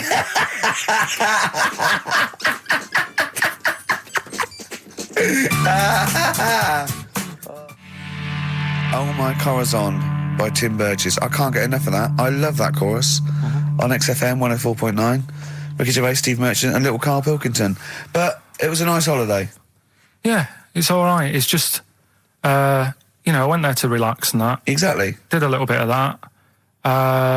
Trying to think of some new, you know, features and stuff. Sure, always working. 3 holidays a year, Jesus. Oh, well, not really 3. Oh, two. It's all one big sort of like work thing to me and Steve. Two holidays, isn't it? Work hard, you need the holidays. So, yeah, the things that annoyed me was like, you get bored sat around the pool after a couple of days. I'd read my book. Yeah. You know, there wasn't much going on the... Not even any crabs to throw sand at, was there? No crabs or anything. They wouldn't bother with Lanzarote, right? So, decided to go on a little trip. That's when I saw the volcanoes and that, 36 of them. So, we go on the trip, and the thing that annoys me, it does happen every holiday that you go on. If you go on a sort of a package thing, they have these trips, right? And you pay about 40 odd quid, and they give you some wine to sort of make it feel like you're getting your money's worth. But how many of these trips have you been on then? Loads. Probably about 12. More holidays than I've had. Go on. Yeah, so anyway, so you're on the coach, right? And they take you for the volcanoes. They took us in the middle of nowhere. Yeah. Right. There's nothing else round there. Sure. It's like I say, it's like Mars, but with holes in the ground. Yeah. Right. And they sort of drop you off, and they go, right, everybody, see you back here in an hour. There's loads of volcanoes for you to look at, and a coffee shop over there. And you know for a fact, right, you don't need an hour there. You could just say, well, just keep the engine running because I'll have a look in this hole, we'll get back on, give us 5 minutes. Don't need an hour. Absolutely. Yeah. But you know that they've got something going. It's a backhander, definitely. What, with the coffee shop? Definitely, yeah. They go there. And they get everyone to have an ice cream and a coffee, and they sit down, have a fag, talking to the bloke. Yeah, and it's like, cousin. Yeah. How much was the coffee? Was it probably about €3 each euro? So I think it was $3.50. Sure. Yeah. Which is I don't know what that's about £2.5 quid. Yeah, they've stitched you up. Go on. Talking about this the other day. What was it now? Listen, the fella. No, listen. Do you want, all right, no, go on. All right, he's got it now. Go on. This fella goes to the doctors, right? Oh, right, okay. Right, if this isn't any way apocryphal, stupid, illogical, impossible, right, you are never, ever speaking again on radio. So make sure this is at least possible. I'll tell you what, I'll even give you improbable but possible. So if anything that breaks the laws of the universe or logic, okay, that's all you have to avoid. On you go. Right, so this fella, right, he goes to the doctors because he's got earache. Right, okay, if a chimp's living in his brain... Go on. So he's got earache, he's sat in the waiting room and his ears all bunged up and it's hurting a lot and what have you. So the doctor comes out and he goes, right? And because his ear's all bunged up, he doesn't hear it that well, right? So he thinks it must have been me, right? So he wanders in. Keep going. Anyway, I'm going to hate this. I can just feel it in my bones. Steve, I'm going to let you take over. Okay, let's hear it. So the doctor says, sit yourself down there, right? So he sits himself down. He goes, right, take your pants off, right? So he's thinking that's a bit odd. Anyway, he heard that though. He apparently he took his tackle off. The doctor did some operation. What, there in the waiting room? No, in his office. In his office, yeah. What? Wait. So he removed what? His genitals? Yeah. In his office. Why, Karl? because he hadn't called him in. Oh, he'd called in the bloke who wanted his testicles taken off, and he didn't hear it. What? So the doctor went out and said, Mr. Jones, who's here to whip off your cock and balls, just here and now, right? Bloke comes in, didn't it? It must have been me. So the bloke who wanted his balls taken off didn't say, I think he said me. So he didn't interrupt then. So the bloke goes in, he starts taking his testicles off, and he doesn't say, I'm here for me ears. What are you doing with that? That is a blinding record. And before that, Rick, what do you make of those adverts? They were great, weren't they? I like them, yeah. I'm going to buy all them products on the way home. And that's endorsed by Ricky Gervais. He's won awards. Yeah. Rick, do you remember this? This was a hilarious moment. No, you'll remember this when you hear it. It was when Karl said something that was basic. Well, I think for a lot of people it sounded like a lot of old bollocks. Karl's found love on the street before, haven't you? How's it going with your bird, Karl? Are you married? No. How long have you been out with her? Going out with her? 7 years. Because, I mean, you're quite a simple man. Yeah. You're sort of a simple in a nice way. I mean, you're like Helen sense. from Big Brother. Yeah, you're sort of nice enough, but I look normal. Well, yeah, you sort of do. But you could be one of those that just suddenly go mental with a pen. Yeah, do you know just what I mean? stab people through the eyes. Yeah, you sort of look normal. But if I wouldn't really want to wind you up to a point of frenzy. How did you meet your girlfriend? Through work. What, through her work? What, you found out and said We worked at the same place. Oh, you're right. Yeah. You're quite an enigma, aren't you? Could you give us more on that? At work, you met her at work. What, she came in selling sandwiches? She was going through the bins outside. What do you mean you met her at Why are work? you having an attack on me? You're the one who's sad and lonely. Oh, he's done you again. He's done you Yeah, again. but what I thought was interesting was I just scratched at him and he just went mental. Yeah, no, It's like a but bear caught in a trap. It's funny, isn't it? You'll never learn. Karl. No, I was just interested to find out what the story was, because it might be a really romantic story. Well, it's not. All right, jeez. I love the fact he doesn't want to talk about his love affair. I was thinking about you in the week, and like, does it worry you? I mean, you sort of joke about it now, and we're talking about it in the office, you know, like, oh, is Steve really touchy about the way he looks? And, Oh, what's this? Where's that come from? He's done it again. He's done you again. I was walking on the other night, and I was thinking about it. And do you worry that when you're old, you will be on your own? You did start it though, didn't you?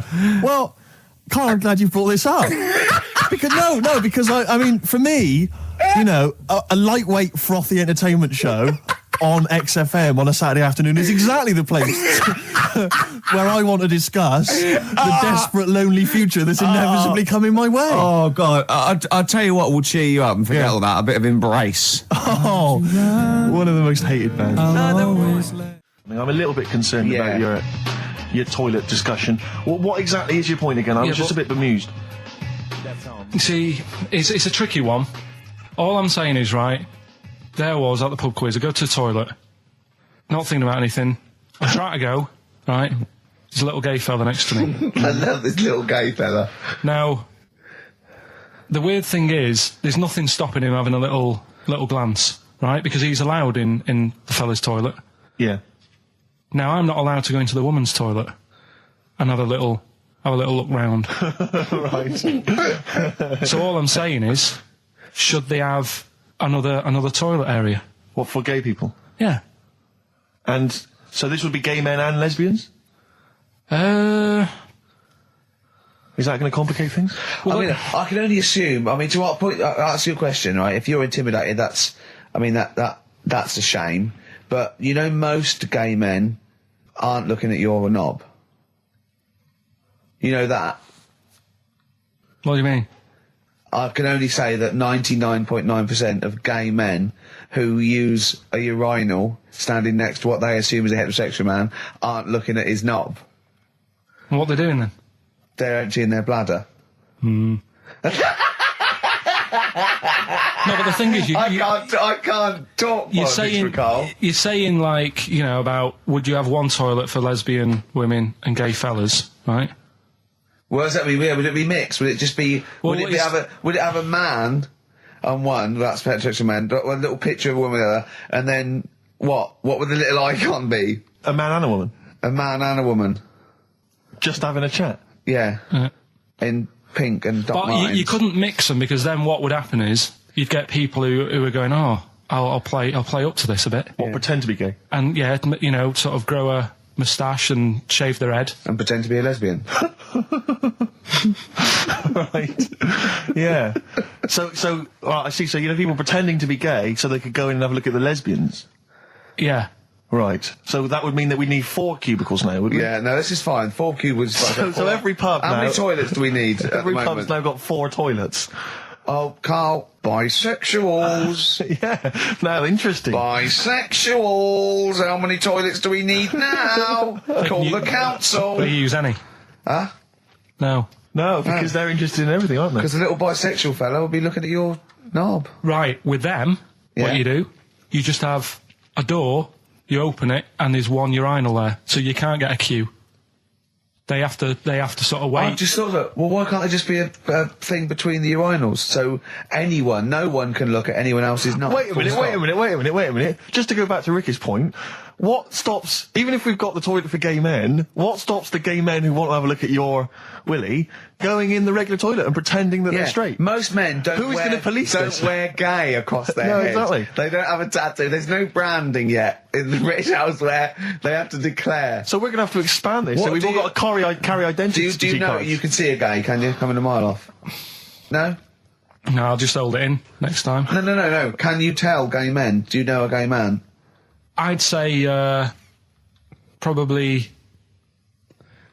if you did if you lined some people up and said point them out, I reckon I'd get. But hold on, we're not talking about people dressed in leather with the arse cut out and an handlebar moustache. Yeah. We're talking about, the everyday, No, non-seen. of course, no. Well, yeah, but I mean, suppose I put you in a room and there was 10 naked men, right?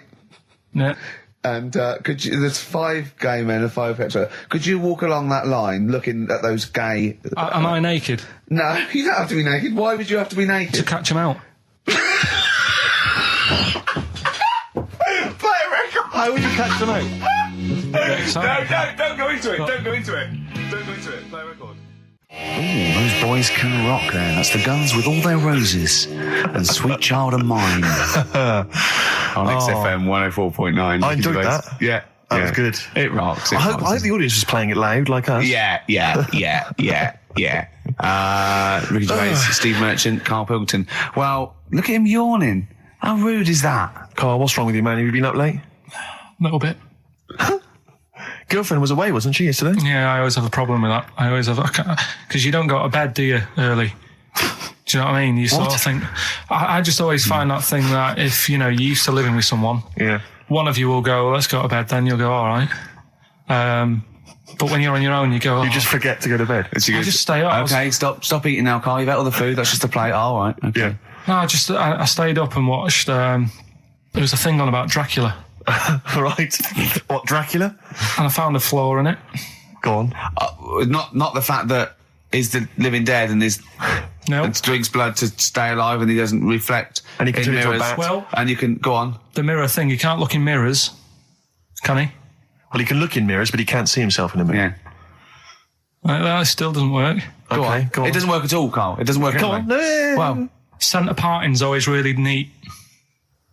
His centre parting's always... how does he do it if he can't look in the mirror?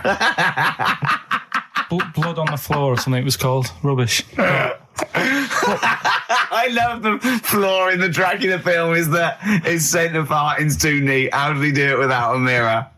Oh. Was it a documentary about Dracula? No, Yeah, there was the real it's Dracula. The real called- Dracula. Yeah, the real Dracula. The It's true just a film. It had blood on the floor or something. It was called. Yeah. It's rubbish. We had a little lunch yesterday, didn't we? We did indeed. That was a nightmare. Yeah. I hate going out with you two. I was explaining to Karl, right? I like to excite Karl's imagination, right? And if it involves chimps or monkeys, all the better.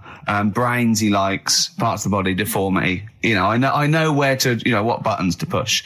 And I told him about this thing. I don't know if any of you out there know about this, but there's an experiment they did in the 50s, a clinical psychology experiment where there's your 2 hemispheres of the brain, okay? They're joined by a thing called the corpus callosum, right? Which is just a little flap of skin, like a little scarlet lead that joins your 2 hemispheres. And what they did, they cut that in half, and they thought it was a cure for schizophrenia, but what it turned out to be, or epilepsy, I think, I can't remember, was that your 2 sides of your brains didn't function together. You couldn't get information. I was telling Karl all this thing, and one of the things I told him was that they did it on a monkey, and it fought itself over a nut. Like its right arm was connected, by its left lobe of the brain, and it was fighting over itself. And Karl went, instead of like thinking this is amazing experiment, he went, would it have been happy if you'd given it 2 nuts? Yeah, I know. Well, you started off by explaining, and I remember you mentioned, because I was watching the two of you as you were describing it to me, you said, of course, one side of the brain deals with symbolism, and as you said the word symbolism, I noticed Karl drift away from looking at you, pick up his mobile phone, and start pressing buttons randomly. And I thought it was the word symbolism that got him. And I noticed it took you just a moment longer. And I think the first thing you said was, when did I lose you? Yeah, I knew I'd lost him. It's extraordinary. And he doesn't even try to disguise it. I said nomenclature at one point as well. Right, yeah. And I knew I was dicing with death there. Yeah. But I told you tried to look it up, didn't you, on the web? You didn't find anything about it, did you? The spelling of it's, what is it again? What's the word? Corpus callosum. Yeah, so I couldn't do it. No, there's no point. Don't bother. Give up. Don't bother. Give up. So if anyone knows any interesting facts about that, yours hasn't been cut in half, has it, Karl? That would, again, might explain something. I'll tell you what we will be talking about later. I don't know if you're sort of aware of them, Steve. Go on. Bonobos. Oh, I don't know much about bonobos. I told him about he was looking for stuff. I said, put in bonobo. He was having no luck with chimp. And they're a form of chimpanzee, but they're even closer to us, evolutionarily speaking. They've got their social groups are more like ours. They're more intelligent, and he was loving it, weren't you? So is it human bonobo Karl? Is that how it works on the evolutionary ladder? Chimp Karl. Yeah. Talking about him. So we're talking about bonobos. You're excited about that? Yeah, That's coming up in monkey news? No, I think it's a bit of a monkey bonus. Placebo, Bitter End on XFM 104.9. This is pre-recorded. We recorded this a couple of weeks ago, before Christmas. I hope you had a great Christmas. If you didn't, not our fault, really, is it? Nothing to do with us. Wouldn't have thought we'd have. We're aware of a time, because we've got plenty of cash now, thanks to a lot of you who probably bought the Office DVD. Yeah. Probably got and that if you in haven't stock yet, and you've maybe got vouchers or money, still available. Still there in the shops. Still available. You can still make it the best-selling DVD of all time. Please do. Yeah. Please do. I'll tell you what you want to hear there before you make your mind up. I'll tell you what, if you like this next clip, go and buy the Office DVD. I think you will. It's a brilliant clip. It's the one where we talk about, well, it is self-explanatory. Yeah. We went. It was a great day, wasn't it? Brilliant round of golf, absolutely brilliant. Such a beautiful place in Stoke Poges, it's like a really posh place. And are you a good golf player? Well, we'll get to that. Oh, okay. Wow, he bought the shoes especially for it. Oh, I'd love to have seen him in those little shoes. I know, and they were no good because they were metal spikes. We had to change them. He was annoyed straight away. He spent over £22 on these golf shoes. We hired a buggy that was brilliant fun. I was bombing along, wasn't I?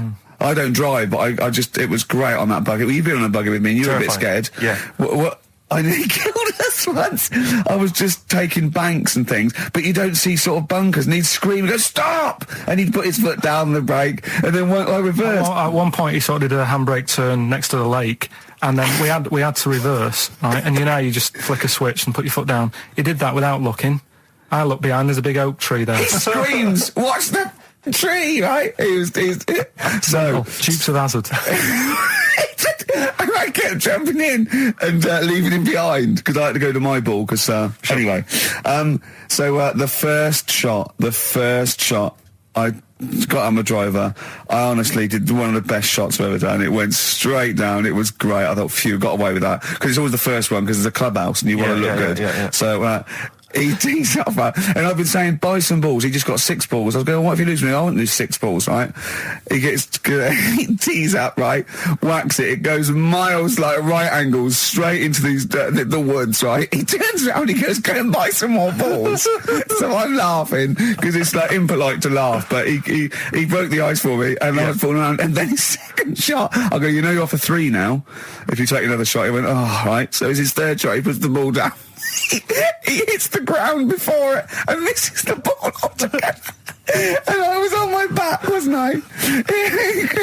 Unbelievable. Actually rolling about on his back. I was rolling about, and we were terrible. I went round 107. He went round in like 119 or something. Sure. It was just rubbish. How long did it take? 5 hours. Of course. And there was no one around, luckily. But it was fantastic. So then we go and have our meal. What annoys me, I said, right, I'll go for a run. He went, I'll have a bath. I said, I'll see you at 7:45. At 7:55, I have to call him. He's not ready, so he's let me down there. I can't stand lateness or laziness. You hate lateness. Yeah, and he's let me down. Do you know his excuse? He fell asleep in the bath because there was no light bulb. There's no light bulb in the bathroom. So instantly he fell asleep, and he was late. No, do you know what I mean though, Steve? If you're sort of like nice and warm and what have you, I was tired anyway. I've been stressed out for 4.5 hours, right? My life flashed in front of me a few times in that buggy. So it's all sort of wears you down a bit. I thought, right, I've got a headache. You're going for your run. I'm going to have a bath. I walk in, put the light on. For some reason it didn't come on, but I thought, it's all right. I'll just... doesn't matter. You can have a bath in the It's summer, so it's light anyway. Well, there's no windows in the bathroom, so... Yeah. So you were in the darkness? So I'm in the darkness. I nod off because I'm shattered. He calls up, hassling me. So I said, well, it doesn't normally take that long for me because, I haven't got, like, long hair. I've got a dryer and so I can sort of one wipe. Yeah. He's already 10 minutes late, though, when I called. Well, 10 minutes. 10 wow, minutes. this is late, next. Doesn't matter. Dinner wasn't until 7:15, so we had, like, another 20 minutes anyway. So it doesn't really matter. Yeah, but we said 7:45. So he's calling up, hurry up. So I said, yeah, all right. So I get out and dry and like my tackle and what have you. Calls back again 30 seconds later. No, I don't. I don't like that. You're not going to do that now. Give it a wipe. 30 seconds later, come on. So I end up going downstairs to the meal area, naked, with a wet shirt on and wet socks. I've got headache as it is. Meant to be a relaxing weekend. But anyway, so we have our meal, which is really nice. And then we're sitting in the bar. I'm having a cigar by the fire. Yeah. We're having a rather nice Pinot Grigio. Yeah. He's there going, I've got an headache. Is this 1955 that you live in? I know. Yeah. It's so right. We are knackered because he's not used to work. I've seen him moaning, falling asleep. He's not used to it at all. And you've been on your feet for over half an hour. Yeah, right. So we didn't even walk around the golf course. We had a buggy. Yeah. Wasn't even exercise. And now it's Karl's bit. It's the re-education of Karl. He's like Liza Doolittle. And now he's coming or Lawnmower Man, if you've seen that film. More like Lawnmower Man, if you've seen the film. You'll know what I mean. And his homework was to just study quotes, really, on happiness and stuff and general well-being. He's not a big happiness quote fan, are you, Karl? Not really. So what have you done? You've come up with something, haven't you? Right, yeah, I told you, right? Because a lot of these are just things you say every day. They're nothing special. So what I'm doing... Well, you say them every day. Well, the sort of things you come out with and you don't even think about it, do you know what I mean? Yeah. They're on the TV all the time. People on the radio are saying these sort of little quotes. Sure. And what I've done is, remember that programme on Channel 4, Faking It? Yeah. Where they got some, like, posh kid to be on the door and all that. What I've done, I've... Imagine if that was the pitch for the show. Dear Channel 4, just going to get a posh kid on a door or something? Yeah, Yours sincerely, Karl. Come in. Yeah. TV producer. Yeah, go on. So, what I've done, this little book of quotes, happiness quotes, I've picked 2 that are real. Okay. And I've made one up. Right? And we've got a guess. And you've got to guess which then, one it is. go on. Well, I'll tell you what, Rick, why don't we, when we've heard them, we won't confer. No. You'll write down yours, A, B or C, and I'll write down mine and we'll see how it Okay, works. Karl, off you go. Right, and just because I'm looking at this book, it doesn't mean I'm actually reading. No, I know. Don't worry, we're clever. No, we know, we can't see. Like call my bluff. Yeah, go on then. Nothing is worth more than this day. Okay. Yeah. Yeah? All right. Yeah. The way I see it...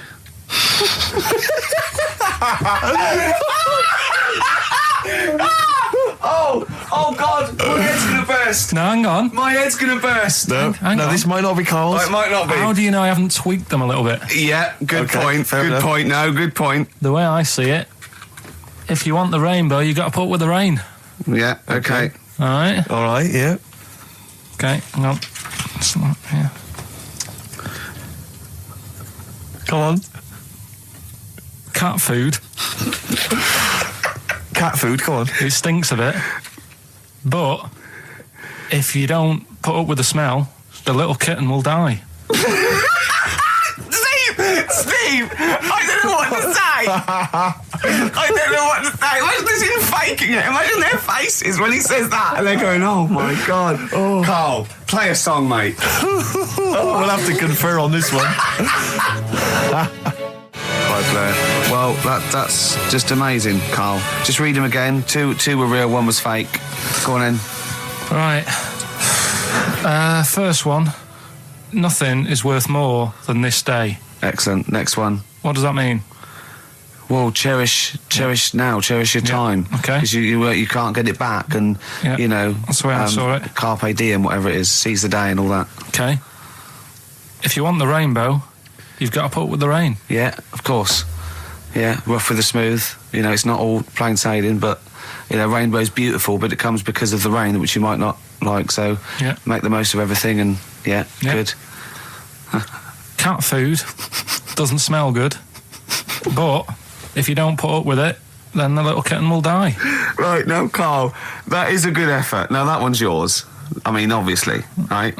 Right, no, but it's a good effort, right? I mean, it slipped seamlessly into the others. Yeah. Don't think it didn't. No, but it's good. I mean, we knew it was that one. But what I will say is, it's good, but what you don't know, maybe subconsciously, is, I mean, it's very similar to the putting up with the rain and the rainbow. But that's good. Why do you think that? Well... What does mine mean? Well, even though it smells bad, it's good for something. Right, so I didn't look at it like that. What do you look at? I kind of thought... Was yours more specifically about cat food, generally? Because, you know, normally it's an analogy. Yeah, or a metaphor for something, you know, much bigger. Well, no, the way I mean, Dolly Parton, who I think did the rainbow rain thing, she wasn't specifically concerned about weather conditions. No. It was a sort of general idea. It's all about life. Yeah. Well, that's what I've done. Go on. I've used an everyday thing. Yeah. And put it with today's problems, right? Go on. So, like, my girlfriend, she might like to go shopping for clothes. I hate it. Right. But because I love her, I put up with it. Ah, that's nice. Yeah? Yeah. So, you love that little kitten. You can't stand the smell of the stuff, you got to feed it. But because you love it, you go, well, you know, I'll put up with this just for a few minutes, and then I can, like, squeeze its head later and give it a little... Sorry! Squeeze its little head. No, yeah, well, that's just the thing that I do with cats. Put it in a bag and drown it in a lake. I can feed it and then I can throw it against the wall. Exactly. So you didn't see it like that, did you? No, that's very good. So it's about love, is it? It's about putting up with the bad things for something you love. Yeah. Well, that's nice. But Karl, you seem now to be convinced and rather smug that you've tricked us and that you've fooled us and that we didn't understand it. Well, I say that's your fault, not ours. No, it's not, though. I mean, look, that man in Forrest Gump, he was a bit of a nutter. And he came up with the life as a box of chocolates thing. Yeah. Now, if that was in this book, you say, oh, yeah, brilliant, you know, good bit of work. But if he was sat here doing the show with you, you'd be taking the mickey out of him. Sometimes I feel he is. No, but Karl, I could. In fact, if people are out there, we're too lazy. Could you write down everything Karl's ever said? Because I think we could publish that. Yeah. He said one today. He saw my salamander. It's not a euphemism. He saw my salamander, and it's just sitting there in the tank. Your exotic pet. Yeah, and he's worried about there not being a lid on. And he said, I went, what are we worried about? He said, wow. He said it sits there for 24 hours a day, obviously planning to get out. Well, he's got nothing else on its mind, and the daft thing is, he has actually got the lid ripped up a little bit. And he'll be looking up there, and it's going to get out. But what's the worst that could happen? What's it thinking? What do you think it's thinking, this salamander? It's got its eye on the DVD player. I can have Ian be down the market. Right. Okay. Right. The results of we ain't got a winner for the first time. Yes, we have. We've got loads of winners. No, we haven't. We've done this feature for 3 weeks. This is the first time I've managed to sort of. What? Well, let's go through them then. What have they got wrong? The first one. The first one. What was the first one? Well, hang on. Let's do them in reverse order for a second. So what's the last one? The last one. The clue was that bloke does sport on the telly, and he's got a little kid. What's that? That's Destiny's Child. Des, who does ITV Sport, has got a Chinese child, right? No, that's fine. They got that. Okay, Destiny's Child. What's the middle one? Well, the middle one. Right. Child. The second one was he doesn't like women. Yeah, he's got a couple of kids. That's a bit weird. Yeah. Right. That was PD. That was Puff Daddy. That is offensive. Go on. But it's not Puff Daddy. It's Puff Daddy. And he's not even called that anymore. He's called P Diddy. Well. Okay, fair enough. But they got that one. Yeah. And if I'm being tight, these lot are as well. Yeah. Yeah. Tight means something in Manchester. Go on. Right. And the first one that they're having problems with I don't think them birds should be allowed in this area. Got it. Boyzone. It's not Boyzone. What's the clue again? I don't think them birds should be allowed in this area. That is perfect. A boy zone. No birds. No women. No women, yeah, birds, right? A boy zone. Sorry, Karl. If that isn't the answer, their clue is better than yours. That is brilliant. What was yours? Boy zone. It works perfectly. What's your answer then? Bangles. I have no idea what that means. Like seagulls. So you don't want them in this area, so you're banning them. Bangles.